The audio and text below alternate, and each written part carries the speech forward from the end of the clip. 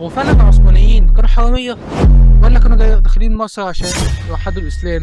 الفتح الإسلامي دخل مصر سنة 541 ميلاديا، ده كان أيام الخلفاء الراشدين، اتفتحت على يد عمرو بن العاص. بعد كده تدخل مصر الدولة الفاطمية، بعد كده جت الدولة الأيوبية، بعد كده دخل المماليك، بعد كده دخلت الدولة العثمانية بعد ما كسبوا المماليك في معركة الريدانية سنة 1517، ومن ساعتها وبقت مصر ولاية عثمانية لحد بقى ما تيجي 1498 وفرنسا تقرر إن هي تبعت الحملة الفرنسية على مصر بقيادة نابليون بونابرت.